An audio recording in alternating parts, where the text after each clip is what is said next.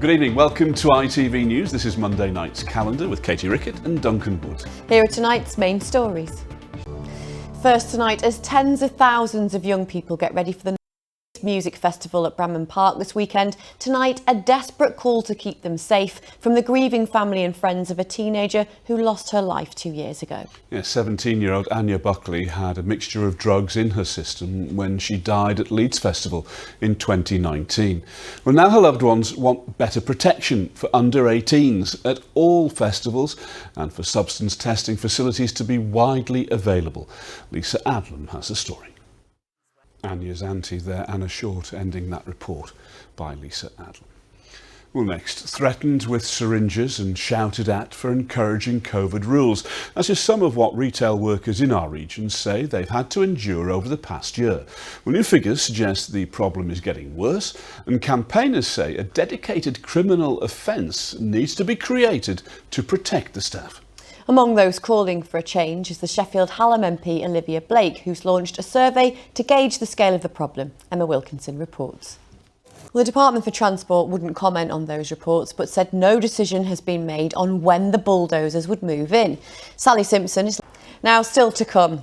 Turning the next tonight, concerns the pandemic has increased the number of people with drink problems after a recent survey found that half of those questioned admitted they had a complicated relationship with alcohol. Several charities say more people are coming forward because they're drinking too much. And if any of that rings a little bit too true, there is advice and information on the issue. If you head to our website, there are useful links on there. That's itv.com/calendar. Now, here on Calendar, you know how we love to introduce you to things like the latest in music or the art world, and tonight's no different. So get ready for some NFTs. NF what? NFT? NFTs, non-fungible tokens. Non-fungible token. They sound interesting. Yeah, I thought you'd laugh. Now, they're taking the art world by storm, apparently, and they mean you can prove that you own a piece of digital art. It's an offshoot of cryptocurrencies. I knew you were going to say this.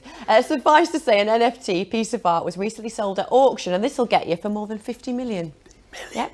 So Kevin Ashford's going to tell us all about it. Fascinating stuff. You're still boggled. We'll see if it catches on, eh? Well, now it's time for the sport. OK, well, Chris is here with us now. Chris, the question on everyone's lips today, what's going on at Sheffield United? Last year, Sheffield United were preparing for their second season in the Premier League, 140 medals in Tokyo, so we could have a lot of bling coming back to the region. Right stuff, yeah.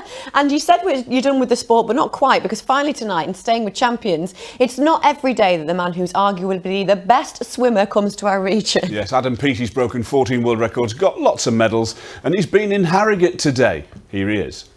They certainly won't. What a superstar he is. And you know his nan. I do. I spent an all-nighter with Madam Peaty's nan at the last Olympics as she sat up and roared at the telly. She was so proud. An all-nighter on the drink? No, watching filming him. it, watching it. I just had to just explain that for everybody at home. Here's Joe with the weather.